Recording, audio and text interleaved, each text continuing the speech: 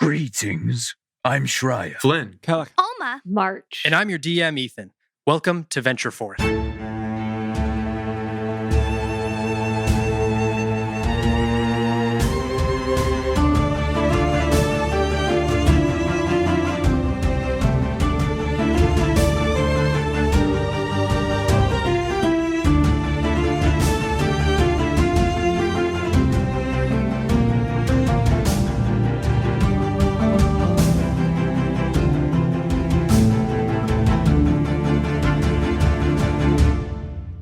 Previously, you all had left the Cold Crest outpost, where a drow by the name of Kellic had been working as a medic alongside a dwarven man named Jarnan Frostthane. He had been recently kicked out of the group that was stationed there, and amidst packing his things, he was greeted by a group of adventurers, you could call them, by the names of Shreya and Flynn. They had a bit of a problem that they had come across, that Shreya's commune in the forest was being attacked by mysterious forces, and Flynn was there to sort of help him out. A little bit later in the day, once you guys were finished with your packing, you guys had discovered a couple of bodies that had washed up on shore. These were the bodies of Alma and March. Upon waking up, you guys discovered sort of a mysterious past with them. And after a awakening of a couple of the dead bodies within the tent and a fight with zombies ensued, you guys decided to all gather your things and leave together for the commune within the forest.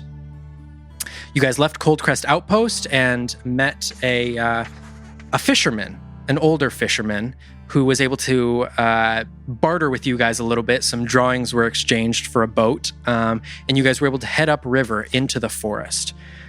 You guys noticed there was some sort of mysterious happenings within the forest as well, some shadows that weren't quite adhering to the way that shadows normally do, and that the branches of the trees were sort of reaching out over the water like arms and limbs and fingers.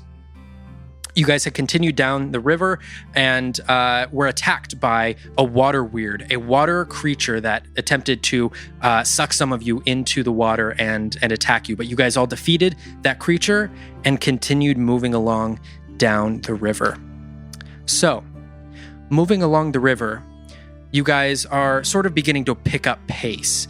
The rapids are sort of coming back into effect, and there are rocks everywhere, and you guys are beginning to have to dodge with your oars all of these treacherous waters. You look off on your right and on your left, and the shadows begin to emerge from the trees and extend out over the water and reach out towards you guys. And the limbs of the trees begin to move in weird ways and almost begin to look like they're reaching out, trying to grab at you. And it doesn't look like there's anywhere to go until you look off in the distance to your left, and you can see just a little bit of a beach there, a little bit of a respite between the trees. There's some sand, and there's a little bit of an alcove for you guys to possibly stop at. You guys don't see any other place to stop on your right and left, so as you guys are moving down this river, what would you guys like to do?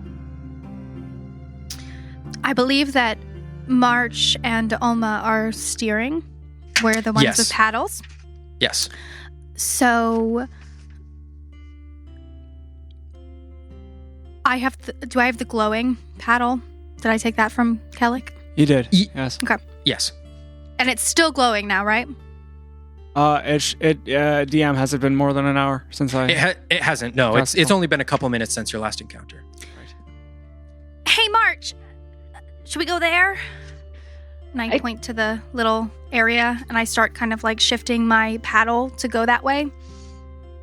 I would prefer that. I think after our last two experiences involving boats, I'd like to never see one, or at least for some time. Let's go. DM, Sure. we're talking sort of an outcrop, like an alcove, or is it a cave? How much of it can we see detail-wise? Is there... As you guys are approaching it, and at this point it is approaching pretty fast, it just looks like a little bit of a beach, possibly with some rocks there and a little bit of sand. Yeah, after, getting my flesh a bit torn off by water. It might be nice to be on dry land for a spell. Yeah, I think we all could use a breather. Shreya, do you see any of the symbols you're looking for over there? I'm not sure. Let me look. Shreya, I'm going to have you make a perception check for me. Oh, critical fail. Looking around, you look around for that signature sort of glow that these trees have, and you don't seem to find any. All of these shadows around you seem to be overtaking the area. Nothing I can make out at the moment. Don't know what's going on. There's usually telltale signs all over the place in this wood. You know, sometimes whenever I'm having trouble with stuff, it just, it's kind of just because I'm hungry. Maybe we should just take a break. You saw those fish, Shreya? I don't know if we brought those with us. Did we leave all of them with the fishermen? I still have 2 here. However, they still need to be cleaned. Right. And I open my wing out, and there are 2 fish kind of stuffed between some of the feathers. Shreya, you should get a bag. You should get some kind of... Oh, no, I have a bag. I prefer keeping my fish here to dry them out. Speaking of stuff stuck in your feathers, how are the crystals? Are they giving you any irritation? Do you need an ointment or something? And then I open my wing over on the other side and say, Yes, they are quite uncomfortable. I might take you up on that box offer that you had mentioned before. That's why I put it in my bag, buddy. They are quite irritating. All right, I'm going to start rowing towards the beach. Just a little faster. Oma and I are just a little bit faster. Look at each other like, yeah, we got to get to shore. do they seem to be, does the boat seem to be shifting easily toward the shore, or are they having difficulty? It seems to be a pretty easy task to be able to. The waters are sort of turning into rapids, but it's not extremely treacherous. So you guys are able to sort of maneuver your way over. Is it on the southern side? Because I know we're going north up the trail. Is this alcove on the southern side or the northern side of the forest? So this trail, you guys are heading up the river into the forest. Right. So it is going to be on your left. So that is going to be the northern side of cool. the... Towards the center of the forest. Yeah. Got it. Yes. Cool. Good. Yeah. All right. Let's pull it up over here, and I guess we can just leave it here for now. And then if we want to use it when we come back, we can. Yeah, try to maybe tie it up so it doesn't, or just make sure it's completely on dry land so it doesn't get... Yeah. I'm gonna go just look for some wood so we can maybe start a fire and cook these fish. Is anyone else hungry? Do you need help? Sure, come with me. I'm going to take the oar with me because it's glowing. Okay. It's like my little flashlight. I'm just holding on to it. It's like twice your height. So as you guys... Twice my height. As you guys are able to beach the boat pretty easily, and as the boat comes ashore, you guys hop off the boat, and you guys can see, as soon as you guys step down onto the ground around you, these same shadows that are forming around the trees begin to sort of creep out from around the trees and almost start making their way towards you guys. There's a bit of a moment of panic before you see one of these trees amongst the forest begins to glow slightly. And Shreya, you look over and you see this, and Shreya, you recognize this as one of the guiding trees of the forest. And as you look over, the tree begins to glow, and the glowing from the tree almost pushes back the shadows there and is creating sort of a safe perimeter around this one singular tree and on this beach area that are keeping the shadows that are creeping in at bay. Almost gonna run up and hug the tree. It's warm. It's surprisingly warm. There's sort of like a gentle glow to this tree that's providing warmth.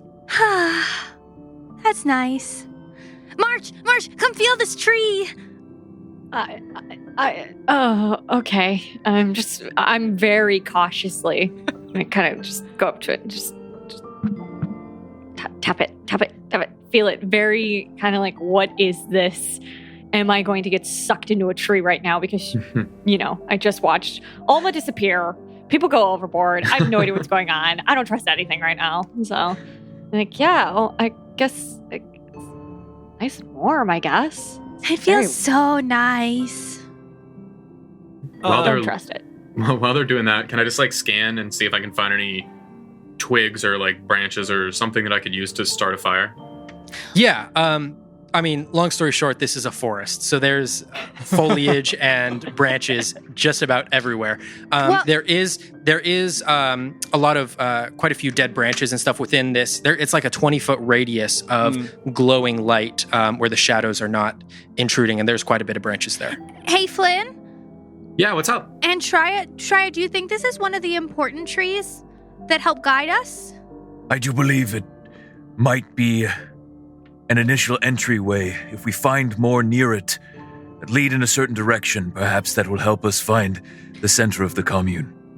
So Flynn, do you think we should build a fire now, or just try to get to the commune so that we have more beings around us? Well, I don't know what's going on in the commune, and I don't know how safe it is. So it might be a good idea to get a rest in now before we run into some danger. Like, we don't know how the town is. It could be overrun. We might also run the risk of, we don't know, are there gaps of shadows between these wards that we'll have to cross in order to get to the commune safely? Like, Shreya, do you have any sense of how close we might be? We've sailed pretty far into the forest, so maybe we're closer than if we had just come in from the front. I've only entered and left this forest a few times. I like to think I was meant to find these elves.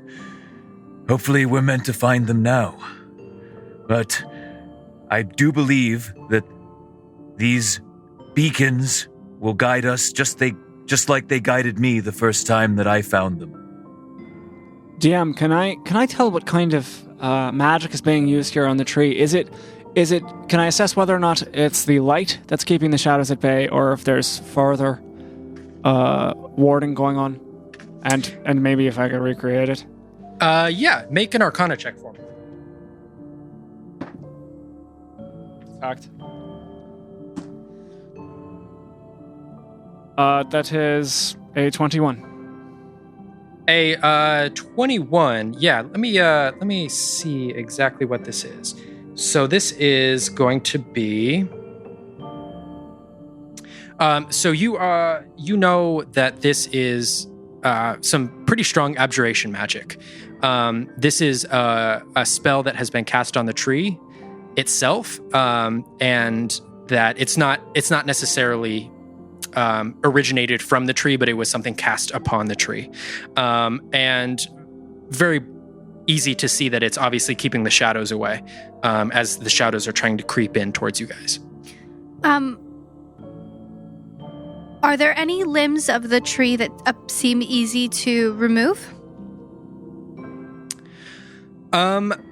You look up and it doesn't really seem the ones that are near to the ground are some pretty thick thick branches. They get a little bit thinner once you get up the tree, but nothing near the base. No. Hey, okay. Alma, can I see that ore, the glowing one? Just for a second, I'll give it back. Yeah. I've got a tree, and I hand him the ore. I'm gonna just walk over to an area where the shadows are with the ore and see if the glowing ore pushes the shadows away like this tree is doing. Gotcha. So yeah, you walk up to the edge of the shadows with the ore, and as soon as you get to the edge of the shadows, the glowing ore seems to dim a little bit, as though the shadows are coming up and almost consuming the light around the ore. You pull it back after a second, and the glowing brightens back up, but as you push it into the shadows, they consume the light around the ore. Interesting. Okay. So this doesn't work. Only the tree does. I'm famished. I'm going to start this fire. Here's your ore back. There is one thing I could try. First time I came into these woods, while seeing the trees, I could feel the energy pulsing also from under the ground. I could feel it coming up through my legs and into my body. Perhaps, and I look at the tree, perhaps there's something more than just the beacons that we can see. and I'm going to tap the crystal of my staff to my forehead and plant it in the ground as I reach my hand forward toward the tree,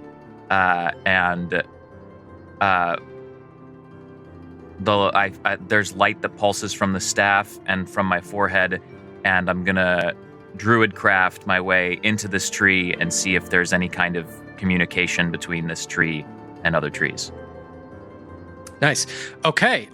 So yeah, you druid craft yourself into the tree, and all of a sudden your consciousness feels like it's expanding a little bit as you can feel this network of trees that's been set up within this forest. You can feel that the roots of these trees are not one and the same. It's not of the same tree, but underneath the ground, the roots of this tree seem to intertwine and almost like a handshake meet with the next tree and the next tree and the next tree. So you could feel the energy moving on beyond this tree, and you can feel that there are other trees very close by that are just like this one.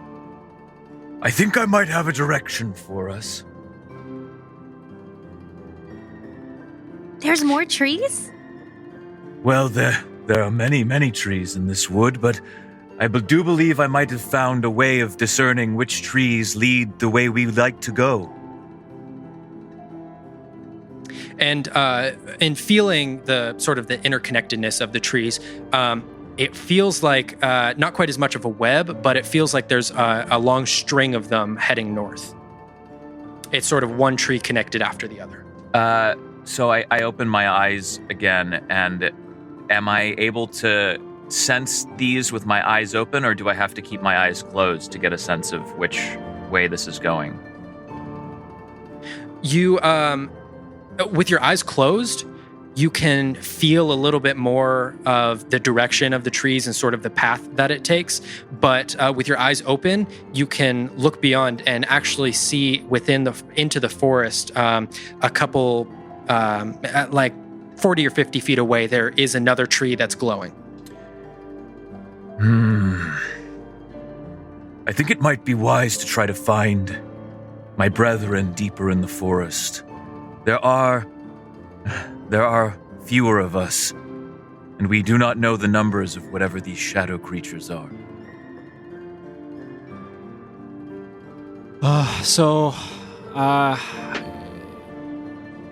The odds are that this will not be a safe passage through the woods.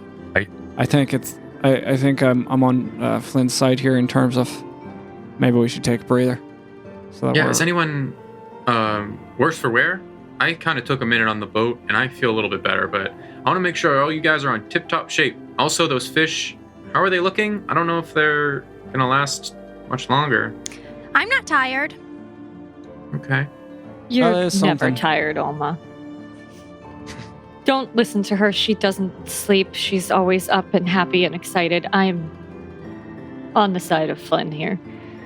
And that the fish are here. We should probably eat them now before they spoil. And I believe Kayla can use a little bit of a rest, at the very least. I'm just tapped. I'm sapped of any sort of the use I can be is little. If anything were to happen. But just a little nap isn't going to help me. Right. No, I'd need an extended time.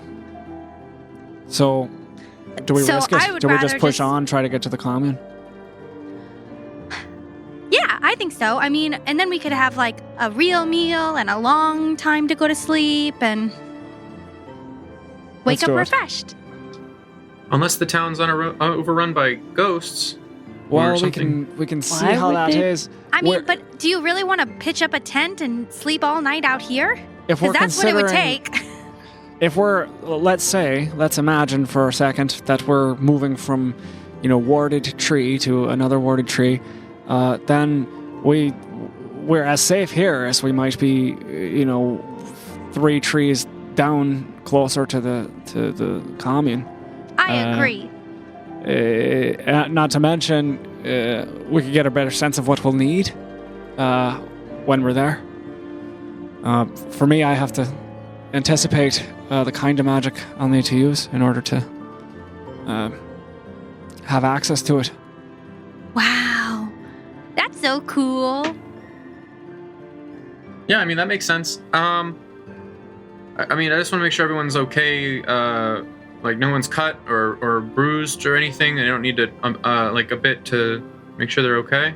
I feel my burns that were healed earlier this morning. And I say, ugh, just as good as I was 2 hours ago, so... Okay, well, Shreya, I guess we're following you, bud. Very well. Let us be on our way. Before we leave, I want to put both of my hands on the tree and just, like, lean my head against it and whisper goodbye. It gets about, not much, but maybe a degree or two warmer as you say goodbye. DM, just for keeping track, while we were on the boat, just at the tail end of last episode, I applied one of my healer's kits. So as you're estimating the livelihood, or for lack of a better word, Flynn, of our group, like I look wounded, but I have been bandaged. I'm doing well. I am repaired. No problem. I feel like I'm the only one that really benefits from like an hour-long rest, but right now I don't really gain too much back, just the ability to heal a little bit. That's true, and that's a fair point. But yeah, that's what you're for, right? I know. Yeah, I mean, I have some supplies left. Should we need them? So, can be done. Great. Just stay next to me. I'll keep you safe, and you keep me healed. You got it. Stay out of the shadows. They take light away. Yes, I'm curious to see exactly where the lines are drawn between, the shadows cast in the forest and the whatever supernatural forces at work here. So, as you guys lead off into the forest itself, you guys are able to sort of get to the edge of this radius of light that the initial tree is casting. And you guys can see just outside of that radius, another radius of light is beginning to emanate. And you guys can see sort of this interconnected pathway from tree to tree to tree. You guys see one in front of you and another one just beyond another grove of trees. And you guys are able to see sort of a clear path forward. So yeah. DM, what kind of distance are we talking? Like, are we talking when you play like hopscotch? Like a nice hop would get you to the next light? Yeah, so there's actually a good couple foot overlap between each protection radius. So you guys are able to walk freely from tree to tree. But if you guys, were to falter at all, then you guys would be within the shadows. So like single file line? It would pretty much be single file line, yes. And there are points where, at these interconnected points of light, you guys are sort of having to almost squeeze past these branches that it looks like they're reaching out, trying to grab at you. But you guys are able to move from tree to tree, and you guys are moving within the safe space, but just beyond, out into the shadows, just beyond where you guys can see, you guys begin to hear whispers and voices, and just very, very quiet voices. Can we have tied a rope like little kindergartners and Sure, all be holding onto it? Yeah, you can definitely do that. Okay. Is everyone cool with that? Yeah, what's the order do we want to done have? that? Yeah, I feel like Shryer's in the front because he's leading us through these trees. I'd like to take the rear just to make sure if anyone gets pulled away, I can see that happen. Okay. But other than that, whoever wants Yes, to be I in will between. be just in front of Flynn there, since we agreed that I would protect him and he would protect me. I'll go in the middle, and March, do you want to go in front of me? Yeah, I'm going to be directly behind Cheyenne because I am just not down with, whispering shadow tree creature things that I cannot see. I am absolutely going to have just my warhammer just ready to go. Just at the faintest sight of, I'm just holding it, just prepared. I don't do well with things that whisper in the dark. So. I would just like to mention that I'm faintly annoyed by having to hold on to the rope. I've barely got a grip on it. And just being pulled along. All right, so safely secured with the rope in between you guys, you continue on from tree to tree to tree, and you guys continue to hear these whispering voices, almost calling you into the forest, calling you deeper out of the light and into the trees. After a couple minutes, the whispering subsides, and you guys begin to hear the sounds of creatures, but these are not pleasant creatures. These are not birds chirping. These are deep growls of what sounds like wolves and just like guttural roars of these creatures around you guys. And after a couple minutes, only about 15 or 20 minutes of walking, you guys walk into an open area, completely devoid of trees, devoid of shadows. You guys open up into a beautiful forest commune. You guys look around and you guys can see that there are these glowing trees sort of making a perimeter around this area of forest, protecting and keeping the shadows out. You guys look around and you see makeshift but still beautiful houses made of wood and almost made into the trees and made with the nature. You guys look around and it's only maybe 15 or 20 of these actual structures. It's not a very big commune, but you can see elves moving in between the buildings, moving back and forth. You can see that there are people being tended to. You can see that there are people making trades and talking. And you can see in the middle of this commune, directly in the middle of this circle of an outcropping, what looks like an ancient temple. It's made of mostly stone, and you can see it's overgrown with vines, but in this beautiful sort of natural way. And as you guys walk into the commune, you guys see a couple of elves walking around. And what would you guys like to do as you approach? I want to drop the rope and sidle up to Flynn and elbow him in the ribs because I'm down there with him, and say, "See, have a little faith. We made it fine." Yeah, I mean, it worked out. I just want to make sure everyone's safe, but yeah, it worked out. We're good. And I'll stroll up next to Shreya and kind of be there at his side as he takes the lead. Shreya, do you see anyone? This look of relief and comfort kind of washes over my face, and my body relaxes just a little bit. My feathers sort of like stretch out a bit, and then go back to where they were. And I approach one of the. First of all, do I recognize any of the elves in front of me? Looking around, you do recognize a couple of friendly faces. Most of them you haven't really had any serious time with. Make a perception check to see if you see anyone that you know by name. 15. 15. So you can see walking around, just exiting the stone pillars of the temple in the middle, you see a friendly face. You see a very tall elven man. He's got very long brunette hair, very intricate braids and beads all inside of his hair. You see he's wearing these brown and green robes, and you immediately recognize this as Farlane Autumnloft, your friend who you had spent some time with here in the commune, and he's one of the only people who you really know by name here. But he does not seem to notice you. I approach and I say, Is that my good friend from the Autumn Loft family?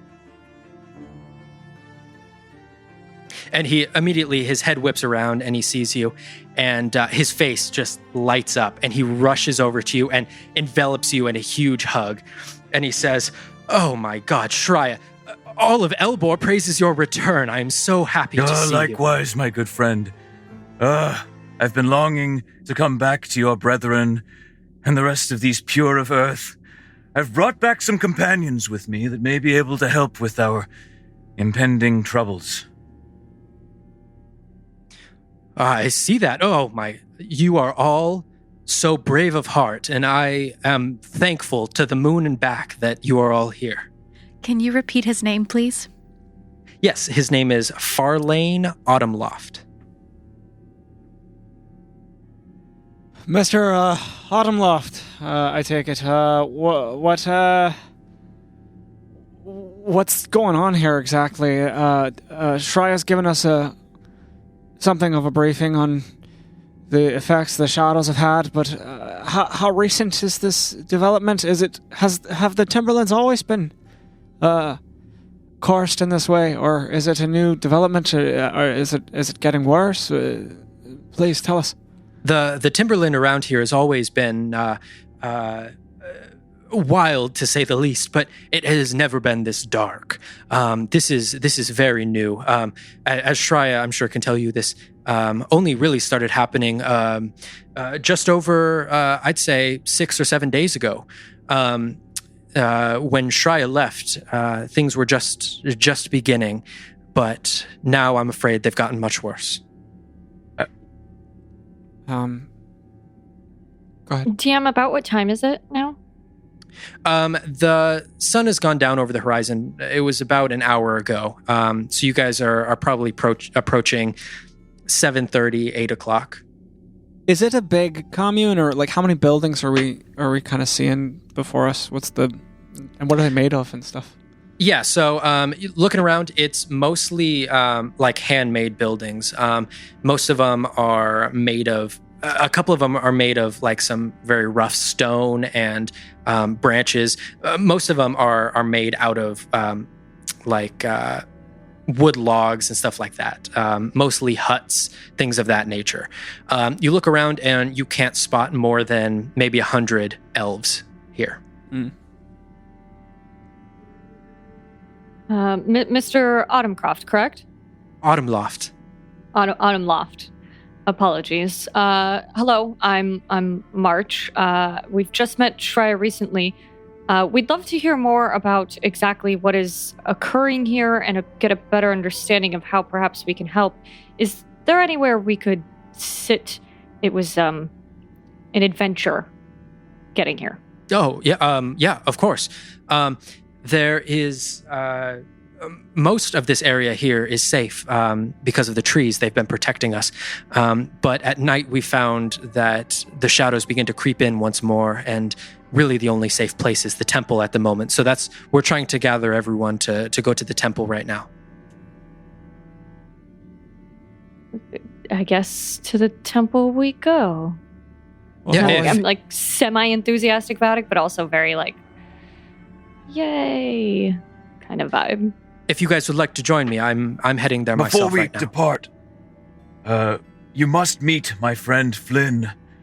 He is from an elite group. I do not know how much familiarity you have with the High Elves of Addersfeld, but I met one of their leaders there, Melleru Cardinal, and she dispatched this short one. But they have much experience with hunting the great monsters and beasts of this world, and this one here is one of their ranks. It's an honor to have you. What did you say your name was? Hi, I'm Flynn Fellowweave. It's great to meet you as well, and I really hope we can sort this out as soon as possible. I did have a quick question. Are you guys doing this to the trees to make them glow and keep everyone safe? Is there a way that we can like carry that around? Oh, I'm afraid this was done a long time ago. These trees, what you see, the glow of them, is the result of numerous spells cast over many decades. These are many spells on top of each other, and I'm afraid this is not something that can be done within a day. Otherwise, we would have continued to do this. No worries. I love them. Yeah. Oh, they're amazing, aren't they? Well, we'll sort this out as soon as possible, and that's an Iron Light promise. I appreciate your expertise in this matter. If you would like to follow me, I'm heading over to the temple right now, and we can further debrief there. I'm afraid I'm not quite sure how much longer we'll be safe out here. Sounds good. Lead the way. Okay. And he turns around and he leads you all back into this temple. It looks like this is it's mostly just like a series of stone made into a circle, like a few vertical pillars of stone that have been wrapped in these vines and beautiful flowers.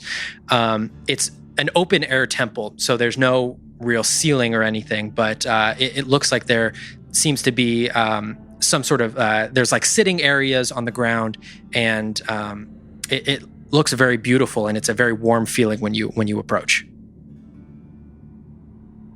Can we tell who the temple was built for?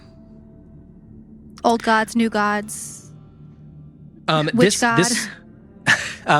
This looks very like a very old temple, but you can make a religion check to see exactly who this might be to. Sure.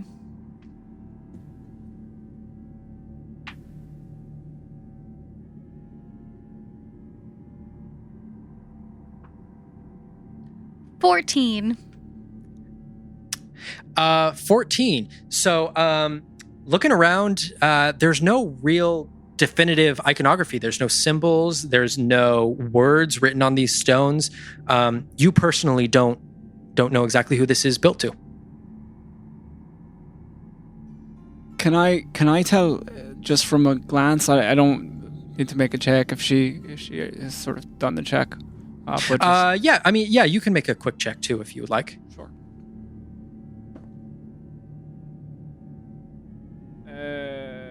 A religion check? Yeah. That is a 14.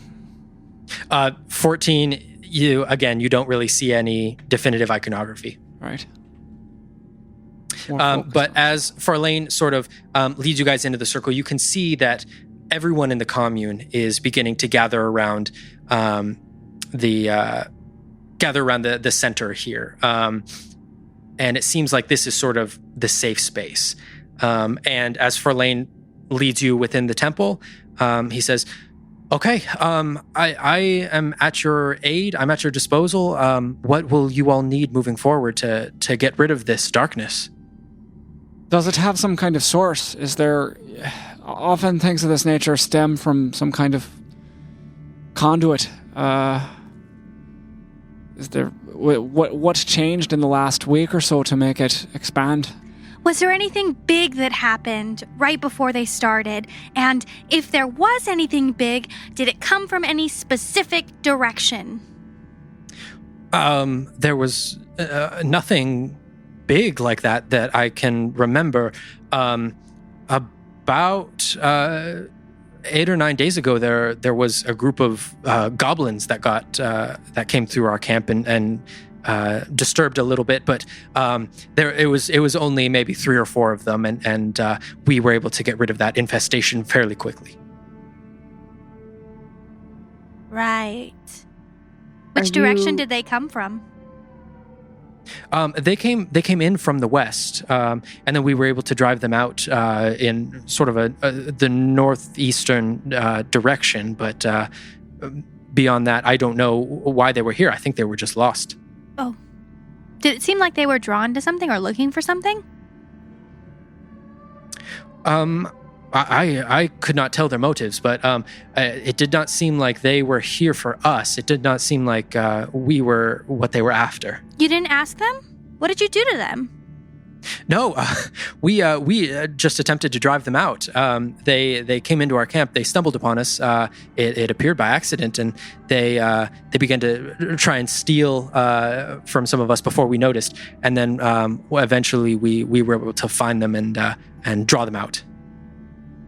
I see. Glenn, you're a monster hunter, right? Isn't this kind of your expertise? Do you know where we might start? Well, did you guys see any type of creature? I've never seen a monster that takes over a forest and makes it dark. Is there any kind of inclination that there's like a big creature around the area that may be living in a cave that we can go investigate? Normally these woods are inhabited by the largest thing around here might be a cave bear.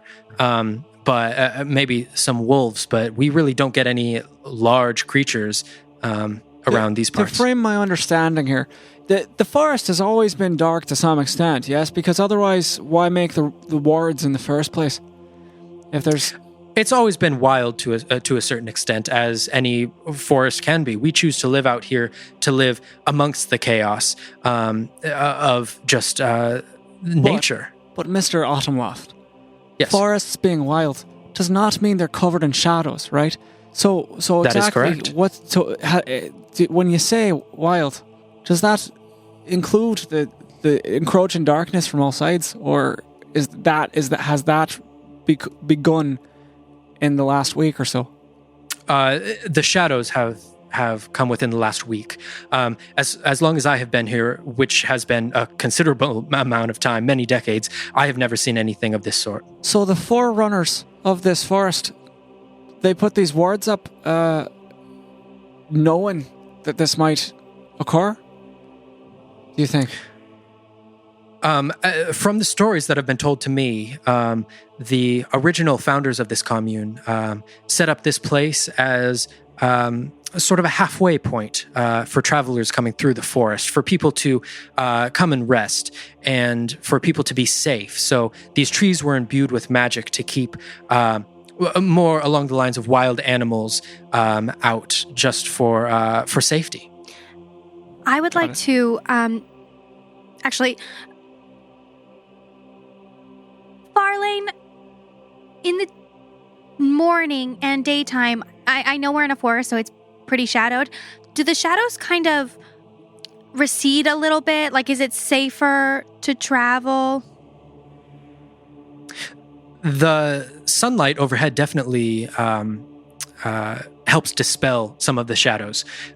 They seem to be drawn back during the day, but at night the shadows really are able to do whatever they want, it seems.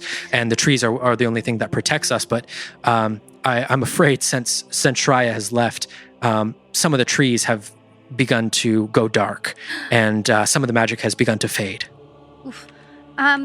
Well, guys, I don't know about you, but maybe we try to get together with everybody tonight and learn more about the shadows and what's happened and what they've experienced with the shadows, so that we can prepare ourselves for tomorrow and go into the forest and try to pinpoint a source of this. It definitely tracks that we should make our move at sunrise to maximize on the amount of light available to put these shadows at bay, at least slightly. I would be curious to see if there's any correlation to where the goblins were headed and to where the wards on the trees have begun to dissipate. Because if there's any connection we can draw, then that might give us a place to start. I think we should definitely start where the wards are starting to dissipate first. We also should probably try and find a way to safely walk through the shadows. It seemed like the whispers are probably not a good thing. Maybe we get, I don't know, some kind of tree branch that has this glow on it. I don't know, maybe they have some kind of way that they travel through the forest, because it doesn't seem like a great idea to walk into that without knowing more about it. So I guess, well, that's why we're going during the day. Yeah, let's go. Sorry. I'll, Also, I either would... way. It's okay, Flynn. You're new to this. It's okay. Experience. Olma is quite the monster hunter herself, it would appear. Lynn kind of slowly walks away and kicks a rock. Shreya, you had Farlane, something on your mind?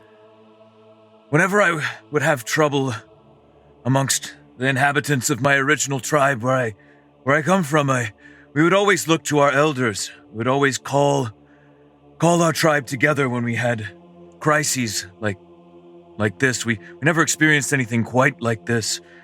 Though I don't know what the affairs of the commune are at the moment, but perhaps before we retire, perhaps we could call a larger meeting of the larger commune and see if any of the elders had anything to say. I think that's a great idea. Also, do you guys have any hunting parties that could join us? Maybe anybody who is very brave and could walk with us through the forest, maybe as an extra hand? Most of the commune here, we are very against any sort of violence. So we do not have anyone who could have necessarily defended us. The trees have been doing that for us. Some of the most able-bodied of us went out into the forest just the day after Shreya left, and they were not seen or heard from since. Only one of them has returned, and he has not spoken a word since. Where is he? He's off in the temple.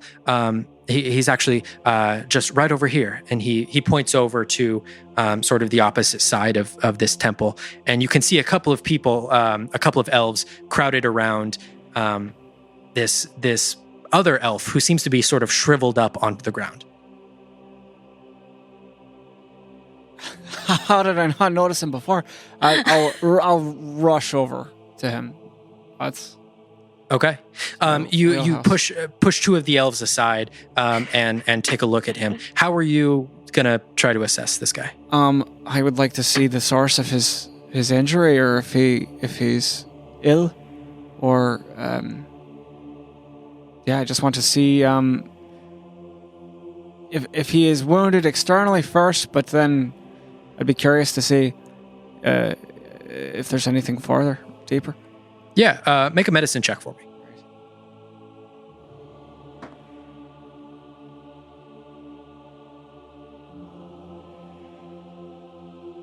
A 10. That's a 10. You look, and he is laid down on the ground just in a ball, and he seems to be shivering, and he's sweating, and he's just sort of taking in very quick and sharp breaths. He seems to be hyperventilating a little bit as he is laying there on the ground. How old does he appear to be? He's an elf, I take it. He's an elf. So he still looks. His features are still very young, and so you get that he's probably a younger elf, but in elven years that's still pretty old. Son, how you doing in there? He continues shivering on the ground. He doesn't even open his eyes to recognize that you're there. I'll pull from my bag just a cloth to wipe up his brow, and I'll look if he's got any, if there appears to be any muck or disturbance to even just his appearance or anything. I'll try to clean any amount of that as well. Just try and make him dry and safe and clean. Yeah, there is quite a bit of dirt on the side of his face that's laying down on the ground. So you're able to clean him up a little bit, and he's just laying there in a ball. He's hunched over, sort of arms at his chest, just trying to, seems to make himself as small as possible. What did you see, lad? What did you hear? He continues shivering and doesn't even appear to notice you there. Can I lift him to be into a more seated position and help him get brace his back against the wall? Sure. You can definitely do that. But his head doesn't even raise as you do that. His body seems almost frigid and completely tensed as you do that. Have I seen anything like this in my experience at Cold Crest or before. Make a history check. See if you can remember anything like this.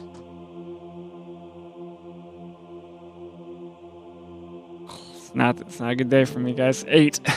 8.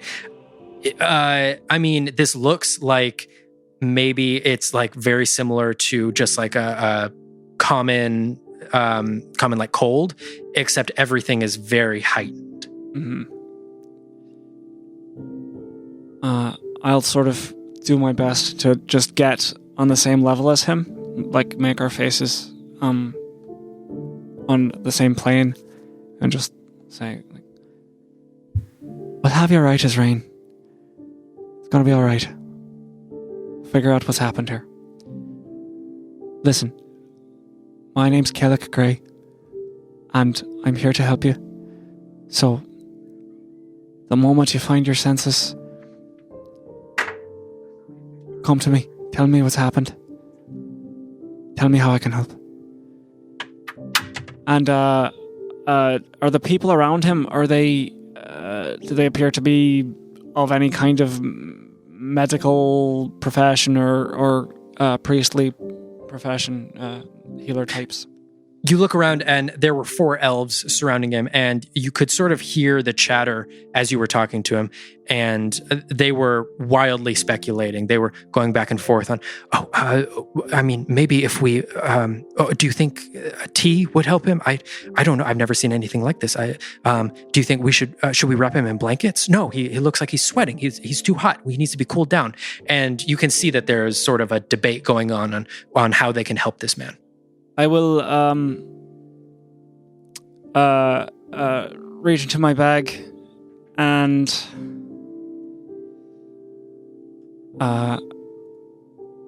just pull from it a few herbs and hand it to the who among them is the least distressed looking, is keeping their cool the most, and just say, it's a little bit of bark.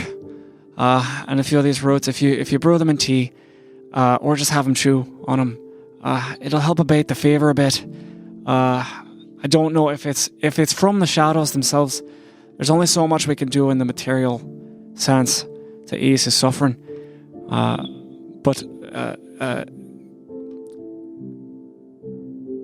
the least we can do is abate the symptoms. And you hand this to it's an elven woman who takes this from you and says, "Okay, I'll take this. I'll make this into a tea and I'll bring it back right away. Thank you very much." Of course.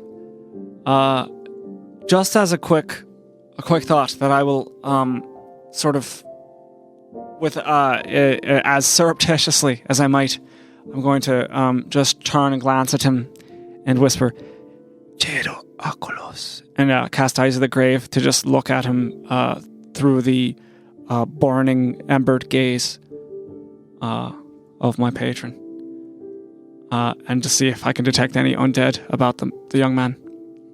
Okay. You look at him with Eyes of the Grave, and as your vision expands to see if you can see any undead, you get the stench of undead coming off of his body, but it's not himself. It's almost as if he's been around undead, as if the scent of undead lingers on him, but isn't emanating from him. Right. I'll dismiss it. I think he'll be all right, but look after him. If he says anything, tell us. We're here to help. I gesture to the rest of my motley crew. DM, We will. Yes. DM, would I know how long March and I had been on the boat for since the big explosion? You guys have been on the boat just pretty much overnight. Okay, so yeah. that whole thing just happened like a day before this, not 6 days. Okay. Yeah. Trying to draw Flynn- some parallels here. Flynn's probably not with the group. I think after after that little shot to his ego, he probably stumbled off and started kind of like just walking around, and got to like the edge, the outskirts where the shadows kind of meet the forest starts meeting, and he wants to kind of like, he'll just like be walking around, be like, it's okay, man, you can do this, you'll get there, you just practice, and then once you get a little bit of practice, just like Mom said, things take time. And he wants to just kind of like start looking on the ground for like acorns or anything unique in this like forest that he can maybe put in his pouch, and also kind of look out into the shadows as well. So kind of look for those two things. So there are actually acorns littered everywhere. If you want to reach down and pick one up, this little commune seems to be sort of in an area that's been all the trees have been cut down in this area, but there are still sort of the remnants of where the trees once were. So you can reach down and grab one. Yeah, I'll reach down and I'll pick up a few and just kind of like hold them and like look at them, and just to myself I'll whisper, "Oh yeah, I think Mom and Dad will like these." And I'll pull up my pack and I'll throw a few in where I put the stamp, I believe, that I got from Coldcrest. I'll just kind of throw them in that same pouch, like put a few in there, and then as I do that, I'll kind of look up and just kind of calm myself down, get back to center, and just kind of take a look out into the shadows, like right up against the outskirts of it, and just kind of peer out for a few seconds. As you look out for a few seconds, you are once again greeted with that feeling that you had felt a couple days ago of looking into the forest, and the cold chill runs down your spine, and just this deep-seated unease forms within the pit of your stomach. Do I see anything? Or is it just completely still? Is there any movement? Completely still, and at this moment, completely quiet. And it's this feeling of, remind me, say it again, wanting to go into that forest, an unease, you said? An unease. You're not necessarily drawn into the forest. Okay. But there's just, when you look into it for too long, there's this emptiness that forms within you. Can I reach down and grab one or two more acorns off the ground? Yeah. After putting a few in my bag. And can I take one? Just look back, see where my party is, and then look back and kind of smile a little bit and throw one into the shadows. All right, and the acorn tumbles and falls and is just sitting there. I look out. No movement? No movement. I'll kind of like whisper, interesting. And I'll turn back and head to the group wherever Kalik is helping the fallen comrade. Just kind of head over that way. I've either called the rest of the group closer or just returned to them and just reported what I was able to observe, which isn't much. I've seen trauma before. I've seen people shell-shocked and deeply troubled by the things they've seen. It's almost reflective of that, but he's got a bad fever. There's some kind of illness that's overtaken him, and I believe there's someone death going on. Is Farlane still with us, DM? Or is he gone about? Yeah, he's right within earshot of you guys. I'll say, Farlane, have there been deaths within the commune that have happened, or has it all been outside in the shadows? All of it has been outside in the shadows.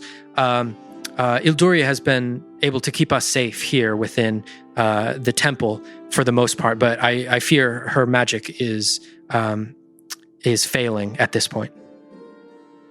Interesting. Her magic is failing. Well,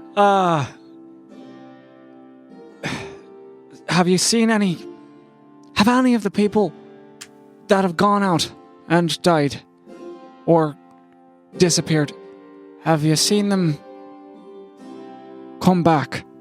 Have you seen them attempt to return, so to speak?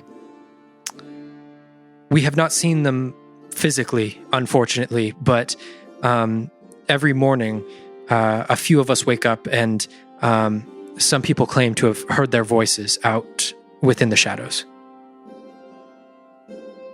I'd like to get a Right. sense of how Ilduria might be taking in all of this darkness. I shall take my leave for the moment and attempt to commune with her. And then I'm going to start toward the temple and try to find whatever the center of the energy is in with it to try to find a place to meditate. Yeah, so there's sort of this central stone that's within this temple, and it seems to be right at the center of the temple, and it seems to be sort of a meditating stone for people to sit on and meditate. I would like to sit on the stone and touch the crystal of my staff to it before I plant it in the ground and raise my eyes up toward the heavens and dig my talons into the floor and begin meditating. Okay. Are you? What exactly are you meditating on? Are you meditating on anything in particular? The focus of my meditation is to attempt to commune with Ilduria and in as humble of a way as I can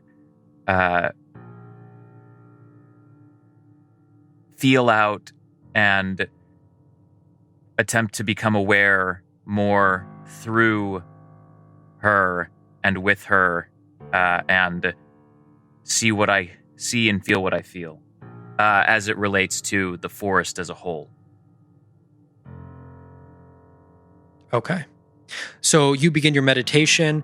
It's probably going to take a little while for you to sort of get centered and all of that after seeing the sort of chaos that the forest has to offer. Farlane walks up to the rest of you guys and he says, if you guys are planning on starting in the morning, we have sort of a designated sleeping area here within the temple. I can show you guys to that area. I'm going to start getting everyone else ready to go to sleep, if that's okay. Would you guys like me to sort of bring you over to that area now, or would you guys like to begin your investigation at the present moment? I could use a rest myself. I don't know about the rest of you. As could I. Yeah, I Marlene? think a rest is a good idea. Caution your people against any wistful sentiment. The voices they hear in the darkness are not benign. And while that may seem obvious, it's worth mentioning. I will tell them, but I must say when those voices are the voices of a father or of a sister or of a daughter, it's hard to keep those temptations at bay. I understand. Actually, on our way to our area of respite, could you maybe walk us over to those wards that seem to be down? I feel like maybe taking a quick look at them might be a good idea just before we go to bed. Maybe we can fix them. I mean, if it's the line of defense and it's not working, I'd feel better taking a look at them before I lay my head down to rest. I can point you in the direction, but as the sun has gone down, I do not feel comfortable leaving the temple at the moment. The temple has been the only safe place that we have found at night. It's up to you guys. I mean, we can... I thought that the wards that were down were within the forest. There are a few to the north of the commune that protect the commune itself that are beginning to fail. Their glow has begun to diminish. The ones that have been completely snuffed out are ones deeper within the forest. Yeah, sorry, Oma, that's what I mean. I mean, like the ones that are here that we can check out, the ones that are weakened. Just take a peek at them, maybe glean anything before maybe we can fix them, or to know if this town is going to be overrun in the night if these are weakened. I'm going to bed. I don't really have can check a them. lot to be As able to am I. protect myself if I go out of the temple. Okay, I mean... Flynn, if Farlane is advising that we should not leave the temple, he is here. You know, he lives here, he stays here. If he advises to not leave the temple at this time, I suggest we go by what he says. Okay, I mean, yeah, I'll do whatever you guys want to do. It's very brave of you to want to go out there. Well, maybe I'm misunderstanding. I was thinking that these wards are not in the forest. They're like right over there in the town. Am I? They are in the town, but they're the circle. They encircle this whole commune. But according to Farlane, he said that even the commune isn't very safe anymore. That the only place that's safe is the temple at night. At night. I guess we just check them out in the morning then. Yeah, because Farlane just said that sometimes when you're in the commune, that's when you hear the voices. And they could lure you into the shadows more. All right. But we can check them in the morning. Yeah, that sounds good. Is there...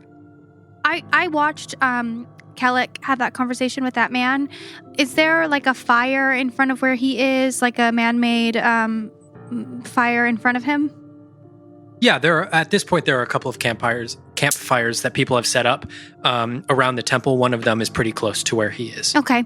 I would like to, before following Farlane to where the sleeping area is, I'd like to walk over there and just stand kind of like right next to him with my leg kind of touching his body. And I'd like to reach out towards the fire in front of him. And as I do so, it doubles in the amount of bright light it provides. And I just kind of like touch his shoulder and walk away.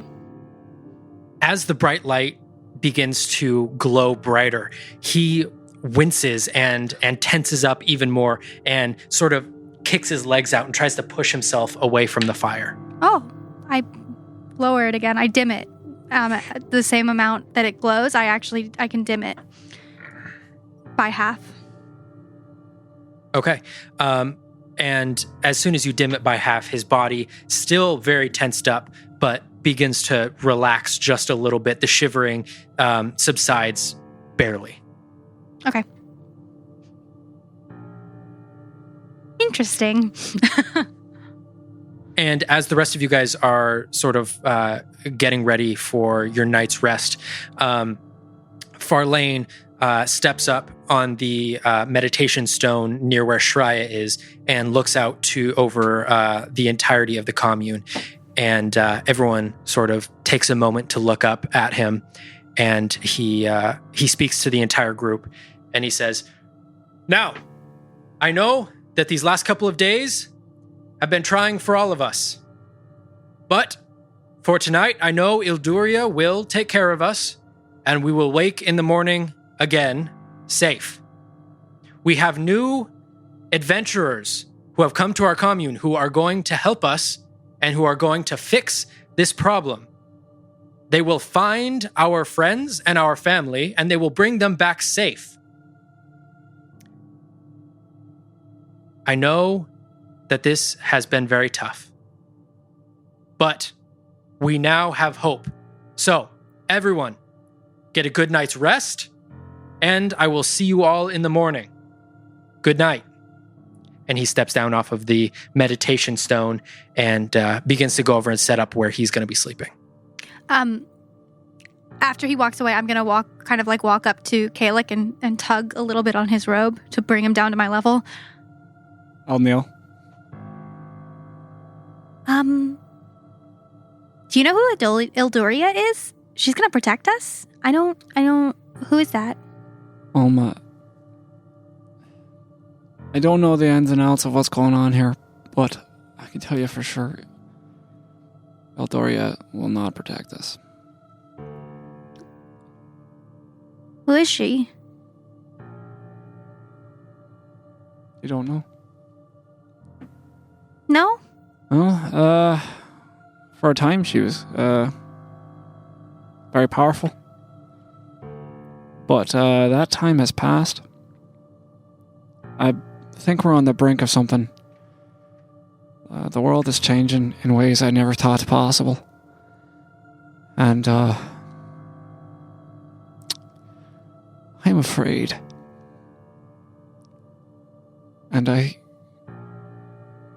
don't like to be afraid, but I think I have a right to be, given the current circumstances. So let's stay safe tonight, yeah? Mm-hmm. Calic, you looked at that man. Do you think we should be worried about him? Do you think maybe he could turn into something like we saw earlier? It's just that he was scared of the light, and there's nothing to be scared of there unless you're preferring the darkness. There was some shadow clinging to him. And I couldn't tell whether, it was within him or just a residue of something else. There's things I could do for him, but I need energy, I need time. Well, do you think maybe we shouldn't all sleep at the same time and we could keep an eye on him? I think that's wise. Especially considering your age. I'm impressed at the amount of, forethought. What do you mean? Forget I said anything. Okay. You're weird. Can't argue there. Just as a cursory thing, DM, I would like to maybe even retroactively have, given the man a kiss on the forehead and said non doom and cast Spare the Dying on him. It won't do anything really mechanically, but just as an act of grace. Okay. And when you did that, you saw no visible change. I didn't think I would. Right. Alma, I don't know what you know of the gods and their workings. Not a whole lot. I mean, I learned a little bit, but we're very focused on select.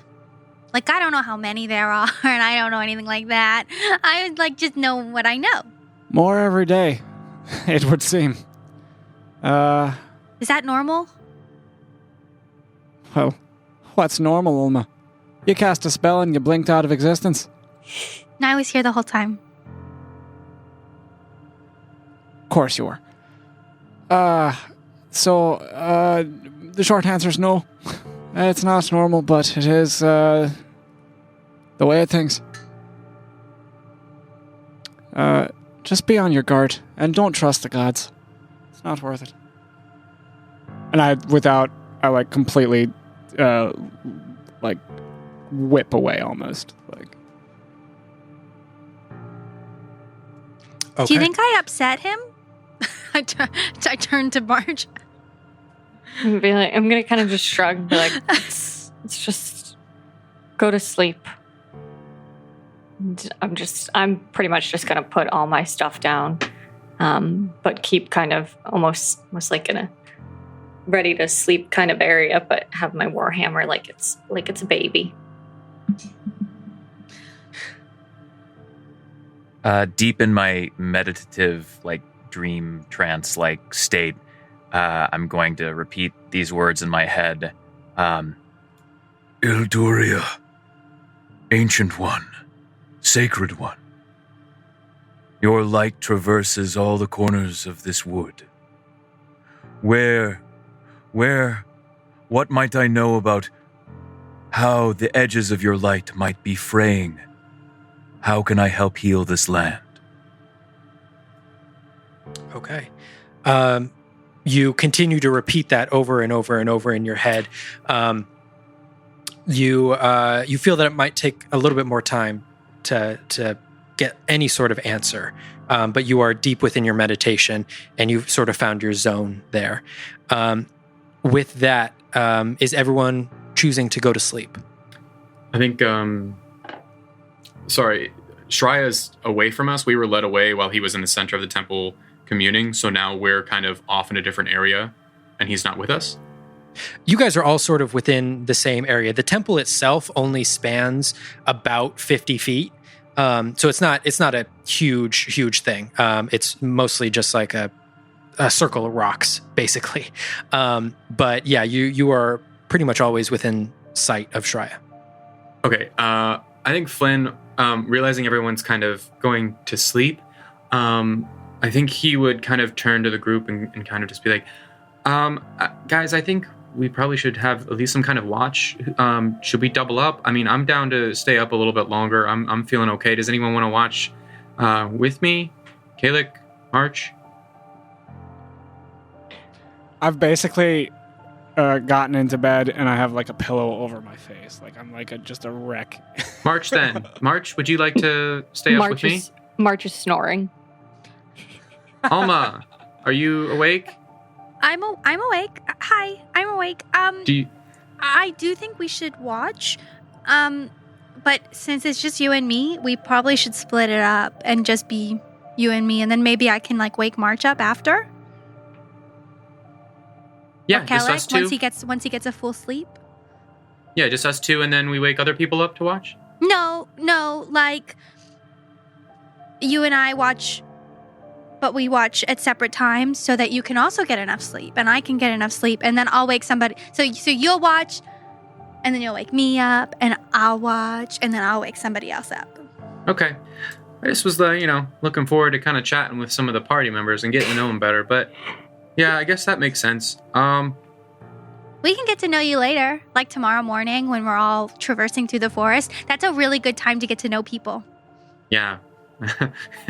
when we're trekking through a forest that's trying to lure us to our deaths, we can learn about our... Oh, yeah. All right, I'll wake you up in a few hours. Good night. And I'll just kind of stand up and just start walking around the... Oh, before I've gone to bed, I say, hey, can you keep an eye on that guy who's shivering? I'm a little concerned. Yeah, that was one of my reasons for doing a watch. I feel like keeping an eye on him is a good idea. Yeah. Okay. I'll wake you up in a bit. Thanks. I'm going to curl up next to March and steal some of her warmth. Just like my head is completely covered by a blanket and it's just like up against her side. And very instinctually, March now kind of is going to do this thing where she's got kind of Olma in one arm and her warhammer in another. Like, these are my children, I protect them stance. Yeah, Flynn probably doesn't say anything, but he's just kind of walking around, and one of the thoughts to his head is like, is that a mom and a kid? Like, is that her daughter? Like, but he doesn't say anything, but he's just thinking of that. So, Flynn, as you're walking around, you're starting to sort of take the perimeter of the temple. Yeah, just doing like a little patrol, kind of like around. Yeah. Yeah. After a lap or two, Farlane walks up to you, and everyone else seems to be resting at the very least, if not fully asleep. And he walks up and he says, "So, you can't sleep either." Yeah. I mean, it's mainly just I feel like we should keep an eye on things, especially that guy over there that seems to not be doing too well. We saw some weird stuff at Coldcrest where we met up, and I'm kind of wary about any type of weird stuff going on. How you doing? As well as I can be doing. My health has not left me, thank the gods, but I fear for these people here. Hey man, we'll take care of it. We'll figure out the problem. We'll sort it out. Don't you worry a bit. Side note: I took some acorns from the forest. Is that cool? Am I gonna get like smote? No, the forest provides for all of us. Great. I'm sure that's not going to upset any of the trees if that's what you're worried about. Yeah, I kind of am because they seem to be reaching out a lot sometimes. Anyway, yeah, I mean, I don't know. I guess. So I was kind of off walking around. What happened a week ago? That's when this all started, and you didn't notice any changes? Yes, it started not as intense as this is now. We could not see the shadows creeping in. It was a little bit more subtle. Unfortunately, we had a couple people disappear before we understood what was going on. It's difficult because I do not know how it started, but I do not wish to speak ill of anyone, but the man, I don't know if you've seen the man over there who's laying on the ground in a pile of his own sweat. Yeah, what's his name, by the way? I don't know if we got that. That might be something we should have just in case he wakes up. Yes, his name is Alithar Dazumin. Dazumin, got it. He was one of the first to go off into the forest just before this all began happening. I wish not to speak ill of anyone, but the timing is suspicious. So you think he may have something to do with this? He might be the reason why this shadow stuff has happened? I truly have no evidence apart from the timing. He was one of the few who insisted that we continue chasing the goblins out from our camp to the north. He thought that they got a taste of what goods we had here, and he thought that they might bring more back. So he was of the mind that we must continue chasing them. So him and two others went north for a day or so to chase the goblins further away to ensure that they didn't come back. And when he finally stumbled back to camp, he unfortunately was in this condition. And the other two members never returned? I have not seen them since. Well, I have a feeling that some of our party members might be able to remedy his situation in the morning. So we might be able to glean some information from him and see what's going on. As someone of your profession, what is your opinion as to what we should do with him? I over these last few days, I have tried to think of things. I do not know, but I am now almost certain that we must give him back to the shadows. He belongs there. He is not doing anything for anyone here, and I fear something might come of him. Yeah, it's definitely a predicament. I don't know. Part of me thinks that, if it was someone that I cared about, and I'm assuming you care about this man, he's part of your group, you wouldn't want to just necessarily let him die. Maybe we put him in restraints or something, because we were kind of thinking maybe something might happen, like he turns into a crazy monster.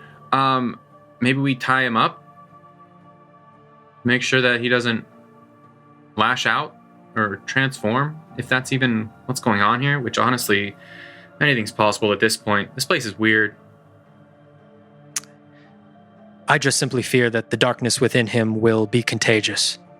Oh, I didn't think of that. Yeah. Well, maybe we'll find out in the morning. I don't want to do anything right now, except keep an eye on him. Okay. As the expert, I will take your opinion. Yes, I know these things, and that's my expert opinion. Oh, you're doing okay. I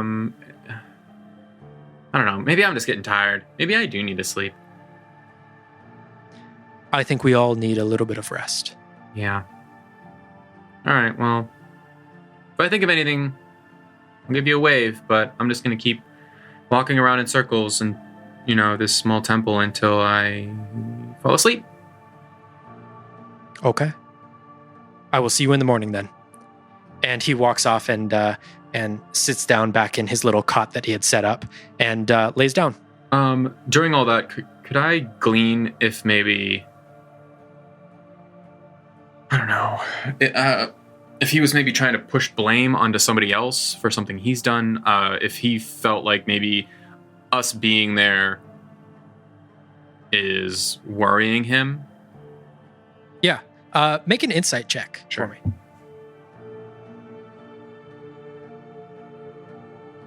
All right. Okay, it is a plus.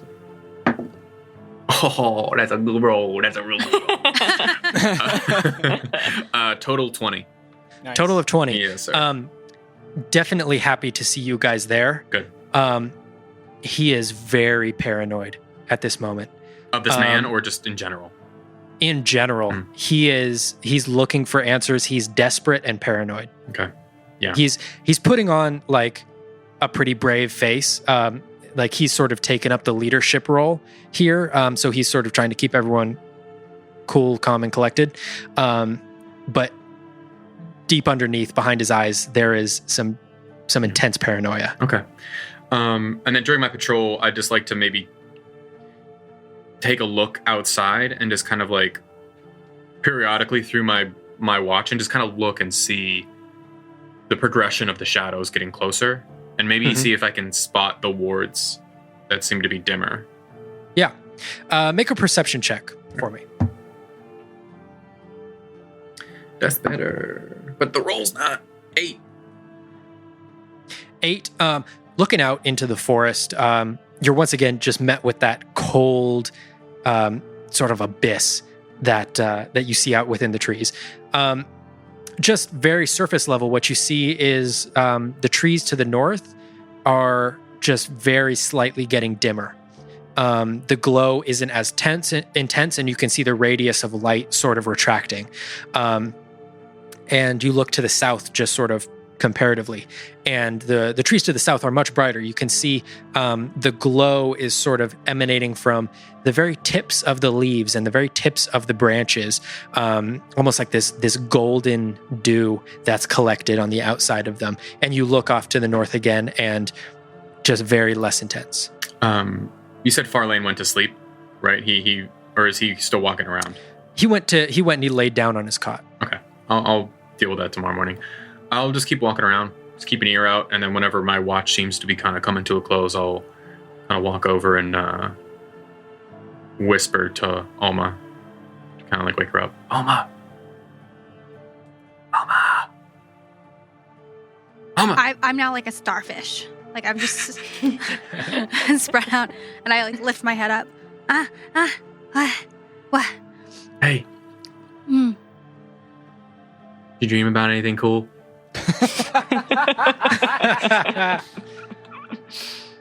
I dreamt that there was water everywhere, and I was in the water, and there was all these little things swimming around me, and then they had tentacles like we saw earlier in the day, and they started smacking people, and then I grew tentacles and I started smacking people. It was crazy. Felt pretty powerful, though. It's kind of cool. Man, you have a cool mind. Thanks. Anyway, I guess. here's your ore. I don't think it's glowing anymore, but I figured you might want it just to kind of just to keep your patrol. Thank you. Yeah, I'm gonna get some sleep. Thanks. Wake us up if any trouble happens. Okay. And don't go out in the darkness.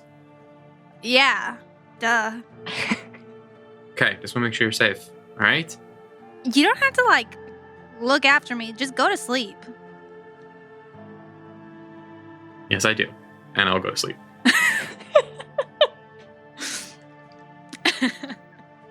Okay.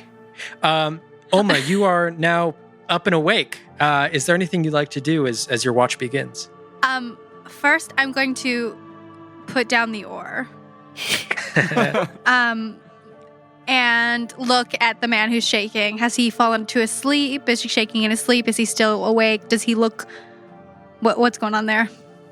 At this point, he seems to be unconscious, in a state of unconsciousness, still shivering, still sweating, still curled up in a ball. But for the time being, he seems to be unconscious. Okay. So yeah, well, during my watch, I'll keep an eye out, but I will also,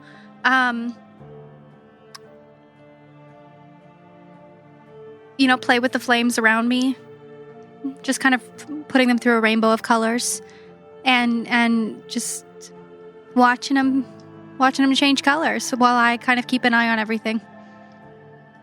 Nice. Okay. Make a perception check for me as you're looking out and around to see if there's anything out there.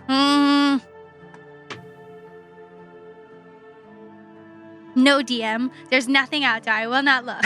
I refuse. I refuse. 18. 18. You, looking around, you don't see anything out into the forest. Into the forest is just this cold, dark abyss of nothing. No sound, no movement, nothing. But looking over at the elf that is shivering on the ground, at this point, he seems to be going in and out of consciousness, sort of startling awake and then falling back into unconsciousness. Not really sleep, but just passing out. Okay. And that's all you are able to sort of discern.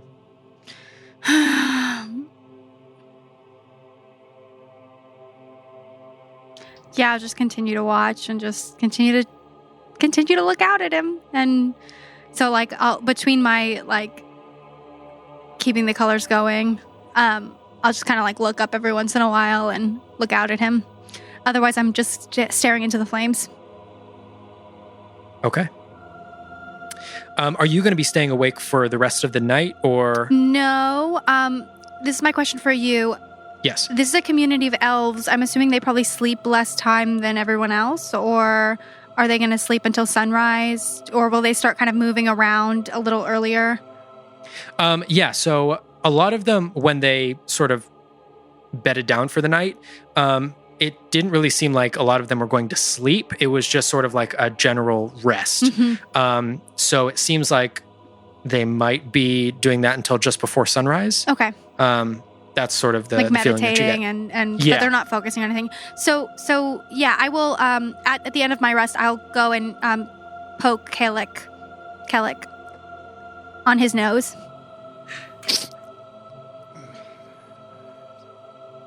Kellic. Hey Kellic. I just don't... Kellic. Please. Kellic! Stop me. Yeah, what? Hi, I think you've slept for enough time. Maybe you want to wake up and watch, and I can get a little bit more sleep. Yeah, that's sensible. Were you taking watch on your own? Uh-huh. Why? I'm surrounded by all of you. What do you mean, why? I don't know. Because You're- why? Alma, yeah. Okay, all right. Well, we should talk you guys are about all a little... I've seen a whole lot of the world. More of the world than any of you have. Go do your watch. I'm going to bed. this. I give her a wry smile and just nod solemnly and give her a pat on the head as I walk past. I shake my head a little bit. Go back down, pull the blanket over my head, and fall back to sleep. So before I take my watch to him, I want to go over to Alethar. And, Okay. Does he seem? Is he like thrashing, or is he just like a dog, like panting? Yeah, it's mostly heavy breathing, shivering. It's not like full on spasms. All right. So I will approach him softly, gently, and I will. I'll take a bit of from my bag, a bit of graphite, just like graphite powder, and I will place it on the corners of his eyes, and I will whisper Estimo, and I will cast protection from good and evil on him, to see if I can abate some of his suffering. Okay. Would you be able to read the exact wording of that spell for me? So what it does is, or what it will do if he is currently afflicted with something, it can't cure it, but it gives him advantage on his saving throws for it. One willing creature you touch is protected against certain types of creatures, aberrations, celestials, elementals, fae, fiends, and undead. The protection grants several benefits. Creatures of those types have this advantage on attack rolls against the target. The target also can't be charmed, frightened, or possessed by them. If the target is already charmed, frightened, or possessed by such a creature, the target has advantage on any new saving throw against the relevant effect. Nice. That's great. Interesting. Okay. Yeah, man. And then just for me, how Level long one. does that spell last? I have to maintain concentration. It's up to 10 minutes. You have to, okay, up to 10 minutes? Gotcha. That's right. So you cast that, and immediately he jumps up. It's easy, lad. Easy, lad. Talk to me. You here? Who are you? Who are you? Where am I? It's all right. It's all right. My name's Kellic. I'm a healer. I'm here to help you. What are you feeling? Okay. Can you make heads or tails of where you are?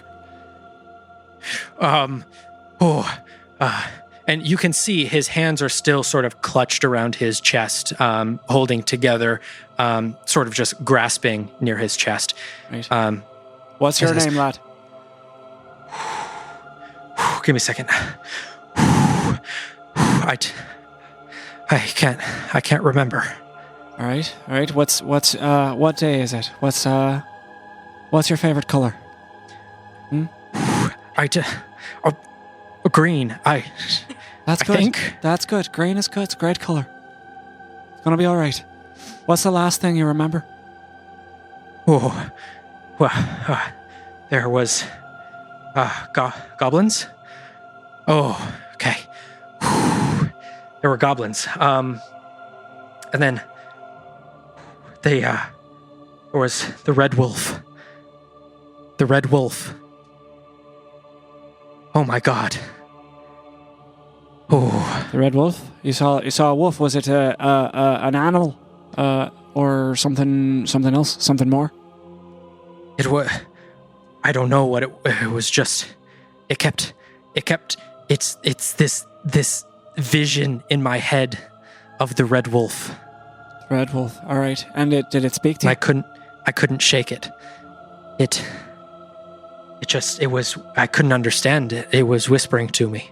Mm-hmm. So in a language or just in growls? It was a whisper. I don't know. I couldn't understand it though. What did it want from you? Could you tell? I don't know. Right. Take a deep breath. There you go. Oh, I like your boots here. Where'd you get these made? thank you. They were passed down to me from my father. Oh, your father. That's good. Do you like your father? He's a good man. Yeah. Yes. Yes. That's good. He taught me a lot. Can you feel the stone here on the wall? And he reaches out and. Yes. How's it feel? It's nice. It feels warm. Feels warm. Yeah, it's nice in here, right? And what's the texture like of that stone? It's smooth. Yeah. It feels very comforting. Good. You're all right here. You got people here who care about you. And I'll wipe his temple again with the rag. Okay. Do you think do you feel all right? Do you feel can you breathe steadily?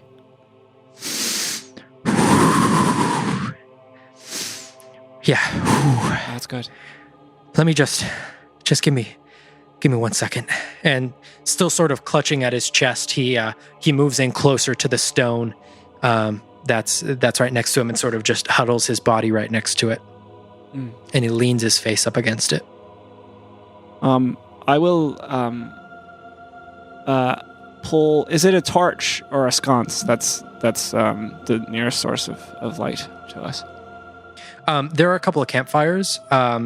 There's some like loose wood that you would be able to grab that have flame on it. I would. I'm gonna pick up one of those and bring it over to him. Immediately, it's like a knee-jerk reaction. He tries to get away as fast as possible. He starts scooting away and begins shivering once again. All right. It's fine. And I'll put it back. Lad, you saw the red wolf. Do you remember what happened to your companions out there in the shadows? I don't. How did I get here? Where did you find me? You were out at work doing good work. I'm inclined to believe, trying to protect this place, and something happened to you and your group out there. You were the only one to return. You stumbled back here. I don't remember coming back.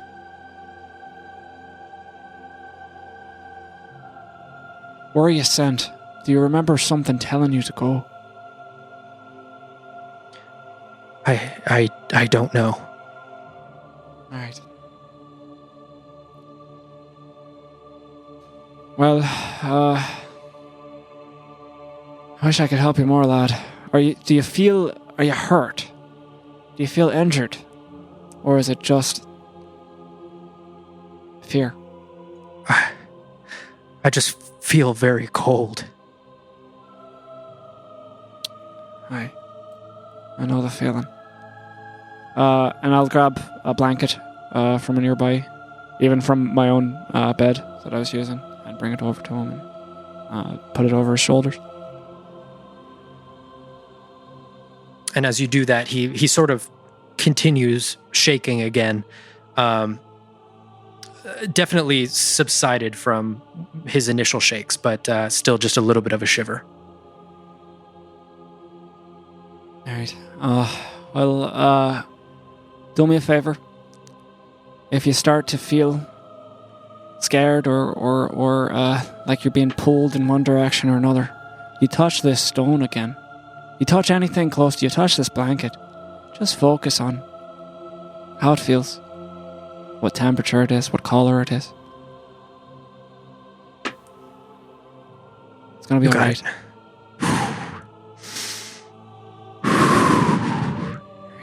And I'll keep an eye out for you. You have my word. Thank you.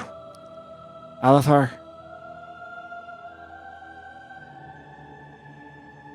By the Keeper, I bind my oath. I will do my damnedest to abate what ails you. Thank you. And he clutches onto the blanket and continues wrapping himself up within the blanket.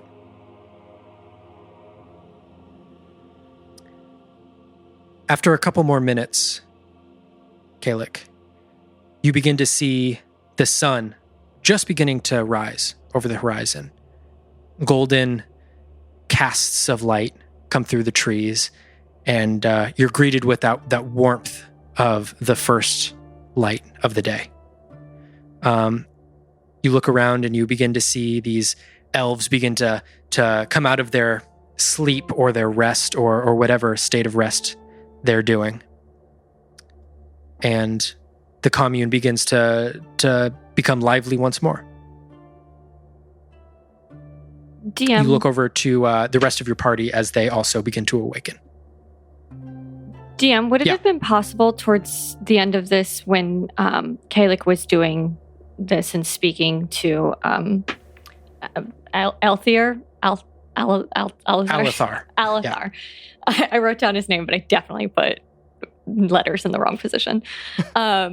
Is it going to be possible that I have sort of just woken up and was just sort of sitting on the edge of my cot and just observing what was happening? Or can I have been able to do that? Not saying anything, not interacting or not wanting to, but just observing that they were speaking.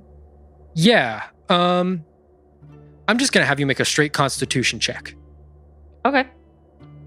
to see if you were able to stay asleep.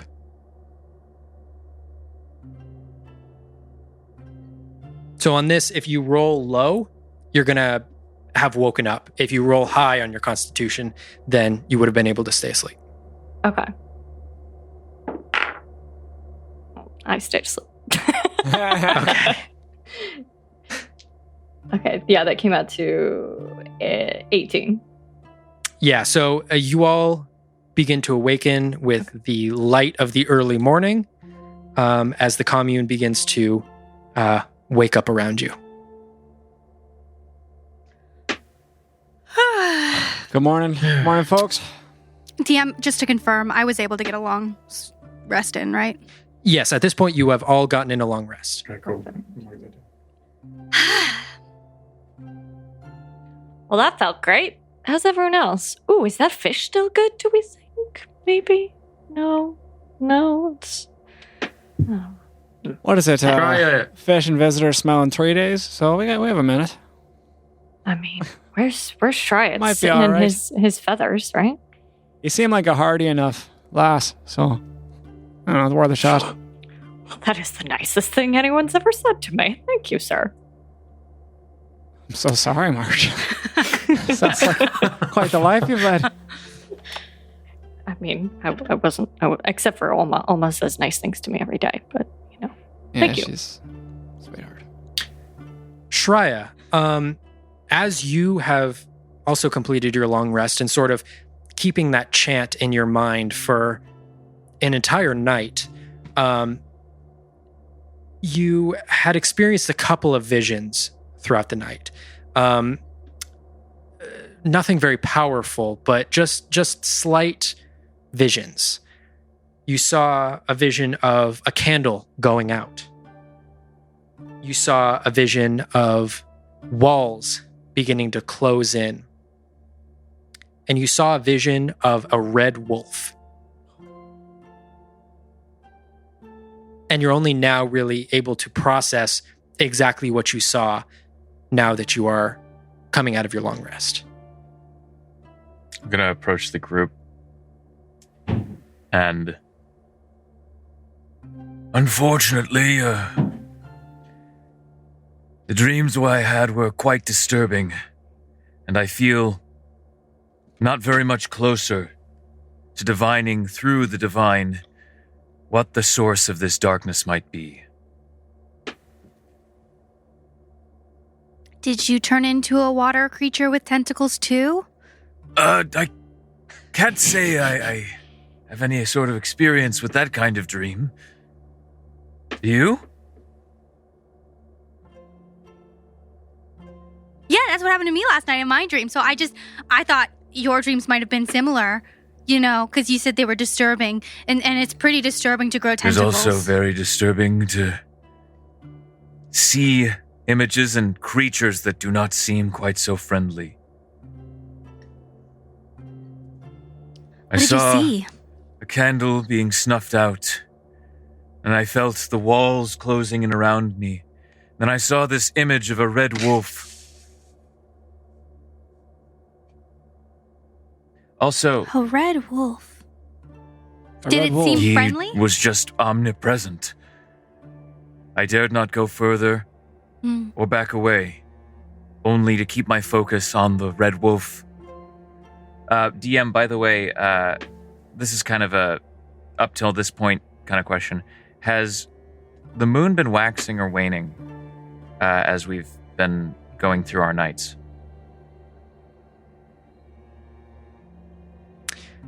Now, obviously, I know what waxing and waning means, but for the Sure, people who so- don't know what waxing so and waning means, could you waxing- please explain that to them? You see, in my world, the moon. The moon doesn't wax or it wane. might be that when there's the cycles of the moon where it looks like it's getting bigger, growing fuller, might be waxing, and then shrinking to almost nothing might be waning. Oh, okay. Well, obviously I knew that, so let me answer that as if I did know that. It is in the So process slowly of waning. becoming- Is that the right way to Slowly say that? becoming nothing. It is over waning. over the Yes. Yeah, period of nights. nothing. Yeah. If there's no moon, then it's the new moon. And Yeah. so, yeah. Yeah, I mean, it's doing, for people it's who doing don't that know. one. So That very one, for the disturbing people indeed. in the back It that don't seems the light is starting to grow dimmer and dimmer all around.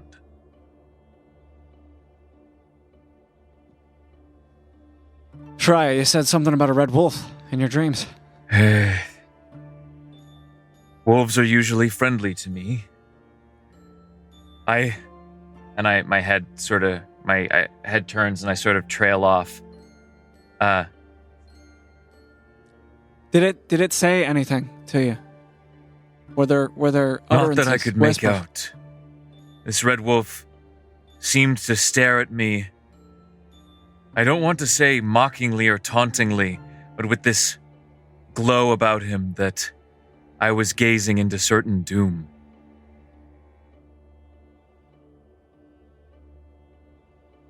The afflicted man, Alatar, he encountered, whether in this plane or another, I can't say, but he encountered a wolf of the same variety. It could be coincidence, but I'm inclined to believe there's something. Wait, Farther. you How talked do to you him? know? Oh, we just had a conversation with him. But is he? Do I look over there? Is he still shaking? Like, has he reverted back to? Actually, as soon as you look over to him, you see him sort of huddled in his blanket for a second, and then his head is thrown back, and he falls over to his side and begins shaking once more. No! Wow, that was what I What? feared. Kayla, do something. He's cursed. There's. I don't have the magic. I'm not powerful enough. But you stopped it for a little bit. How Yeah, were you able to speak to him?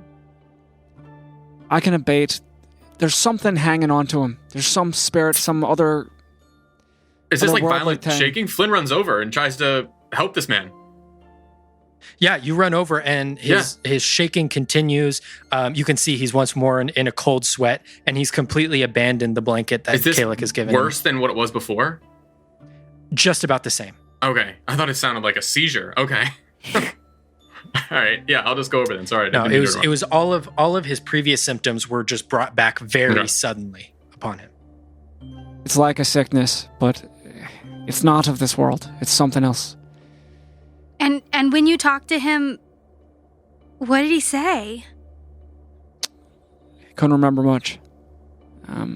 But he told me of a red wolf that whispered to him in a language he That couldn't red wolf understand. must be more than just a dream.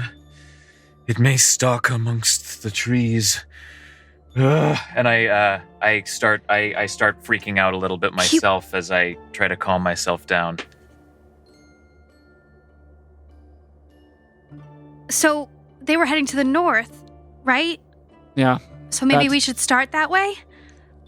I could not agree more. The sooner the better. I can't speak to how long an elven body can stand the stress that he's under. I'm gonna reach into my pack and pull out a like a piece of rations, and I'm just gonna like start eating that as I kind of like prepare myself to get out. Okay, so you guys all look out to the commune that is waking up. You see that the elven man is now shivering once more, and you look to the north where the trees are beginning to dull in their glow. And looking out and wondering what you guys are going to do over the course of the next day, that is where we're going to end this session. That was a lot of fun. I had a lot of fun with that one. I hope you guys did too. But we're going to call it there, and we're going to see you guys all again next week. Goodbye. Oh, yeah. Hey,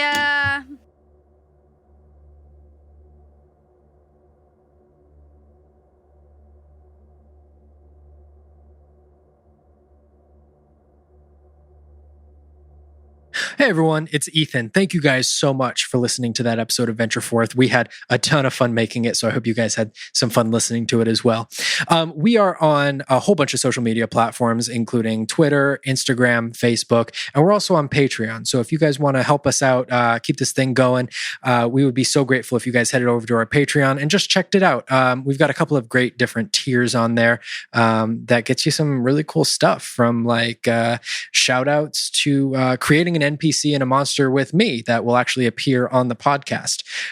So if you guys want to go check that out, please feel free to. And thank you guys so much again for listening. We can't wait to see you all next week.